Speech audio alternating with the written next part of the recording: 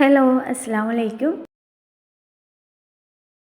കുറച്ച് ദിവസം മുന്നേ രണ്ടാമത്തെ മോൾക്ക് ശ്വാസം മുട്ടലായിട്ടൊന്ന് ഹോസ്പിറ്റലിൽ പോകാനുണ്ടായിന്. അപ്പോൾ ഒരു വൈകുന്നേരമാണ് നമ്മൾ പോയിട്ടുള്ളത്. അപ്പോൾ അന്നത്തെ കുറച്ച് കാര്യങ്ങളാണ്.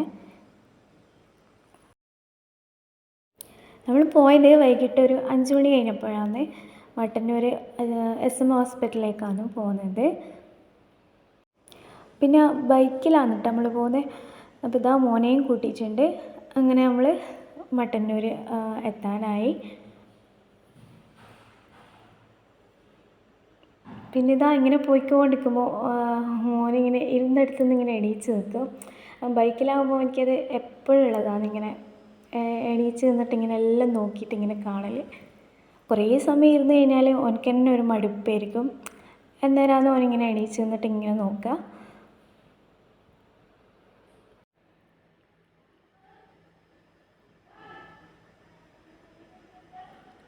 അങ്ങനെ ഇതാ നമ്മൾ ഹോസ്പിറ്റലിലെത്തി. അവിടെ നോക്കുമ്പോൾ വലിയ തിരക്കൊന്നുമില്ല, കുറച്ച് മാത്രമേ തിരക്കുണ്ടായിട്ടുള്ളൂ. അല്ലെങ്കിൽ ഇവിടെ ഈ ഹോസ്പിറ്റലിൽ വന്നാൽ സീസൺ ടൈമിലെല്ലാം ഭയങ്കര തിരക്കായിരിക്കും. ഡോക്ടറെ കാണിക്കൽ എന്താ പറയുക, വൈകുന്നേരം 7 മണി വരെയെല്ലാം നിൽക്കേണ്ട അവസ്ഥ വന്നിട്ടുണ്ട്. അങ്ങനെ നമ്മൾ ഇങ്ങനെ ബോറടിച്ച് നിൽക്കുമ്പോൾ കുറച്ച് വീഡിയോസെല്ലാം എടുത്ത് ഇങ്ങനെ ഇരിക്കലേനു. അങ്ങനെ ഇതാ നമ്മളെ ടോക്കൺ ടൈമായി. SM ഹോസ്പിറ്റലിലെ സാജിദ് ഡോക്ടറെയാണ് നമ്മൾ കാണിക്കൽ. അപ്പോൾ ഡോക്ടർക്ക് നല്ല പരിചയമാണ്. കാരണം 3 മക്കളെയും കൊണ്ട് ഞാൻ എപ്പോഴും പോകുന്നത് ഡോക്ടറെ അടുത്താണ്. അഡ്മിറ്റ് ആവുന്നതെല്ലാം ഈ ഹോസ്പിറ്റലിൽ തന്നെയാണ്. അതുകൊണ്ട് തന്നെ നല്ല പരിചയമാണ്.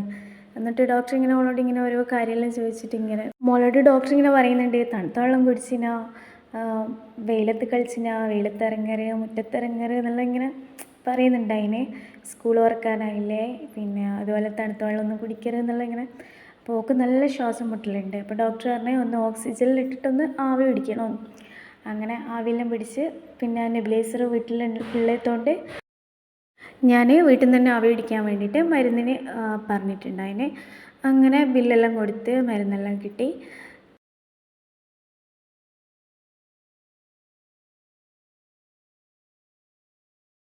ഇവിടെ ഡോക്ടർ ഫീസ് വരുന്നത് 270 പിന്നെ പുറത്ത് ബാപ്പയും മക്കളിങ്ങനെ ഇരുന്ന് ഓരോ കഥയെല്ലാം ഇങ്ങനെ പറയുന്നുണ്ടായിന്.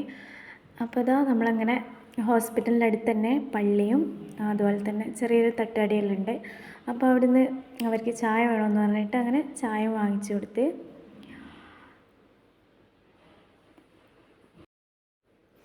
നല്ല ചൂടുള്ള കല്ലുമ്മക്കായെല്ലാം ഉണ്ടായിന്. അപ്പോൾ നമ്മൾ കല്ലുമ്മക്കായും അങ്ങനെ ചായയെല്ലാം കുടിച്ച് പിന്നെ മഗ്‌രിബ് വാങ്കെല്ലാം കൊടുത്തപ്പോൾ റിയാസ്ക്ക പള്ളിയിലേക്ക് പോയി നിസ്കരിക്കാൻ വേണ്ടിയിട്ട്. അത് കഴിഞ്ഞിട്ട് ഞാനും പിന്നെ നിസ്കരിക്കാൻ വേണ്ടിയിട്ട്, പെണ്ണുങ്ങൾക്ക് നിസ്കാര സൗകര്യം ഉള്ളതുകൊണ്ട് തന്നെ നിസ്കരിക്കാൻ വേണ്ടിയിട്ട് പോയിട്ടുണ്ട്.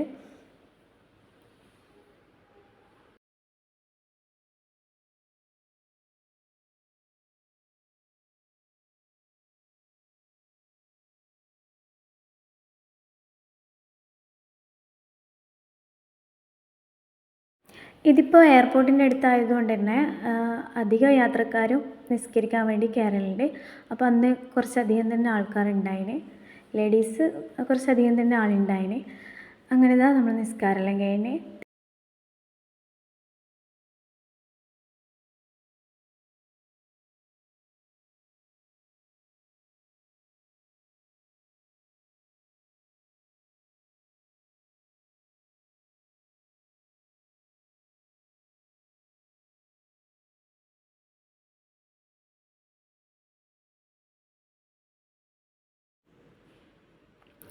ഇനിയിപ്പോൾ വേറെ പരിപാടിയൊന്നുമില്ല, തിരിച്ച് വീട്ടിലേക്ക് പോക്കാന്ന്.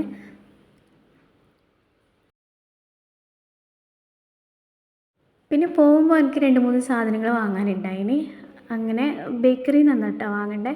അങ്ങനെ ബേക്കറീൻ്റെ ഉള്ളിൽ ബേക്കറീൻ്റെ അവിടെ എത്തിയപ്പോൾ സാധനം വാങ്ങാൻ വേണ്ടി നിർത്തി.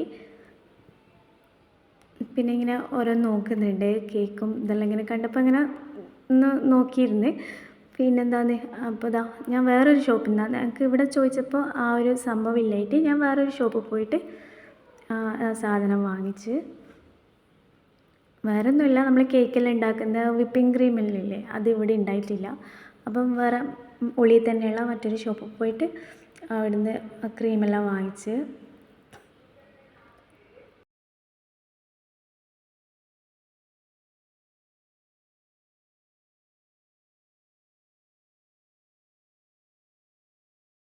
ഫിയോണൻ്റെ ക്രീം തന്നെ ചെറുതുണ്ട് എന്ന് പറഞ്ഞപ്പോൾ അപ്പോൾ ഞാൻ അതാണ് എടുത്തത്. ഇത് 2 ml ക്രീമാണ്.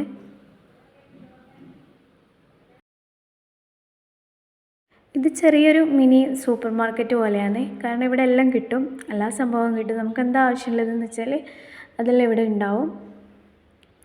അപ്പോൾ ഇവിടെ നല്ല കുപ്പിവളയെല്ലാം ഇങ്ങനെ തിളങ്ങി നിൽക്കുന്നുണ്ടായിന്, നല്ല രസമുണ്ടായിന് കാണാൻ. എനിക്ക് വാങ്ങിക്കണമെന്നുണ്ടായിന്, പിന്നെ ഞാൻ വാങ്ങിച്ചിട്ടില്ല. പിന്നെ ഞാൻ നോക്കിയപ്പോൾ ഇവിടെ പോപ്കോൺ ഇല്ലേ, അതാക്കുന്ന സാധനം ഉണ്ടായിന്. അങ്ങനെ അതും കൂടി വാങ്ങിച്ച്.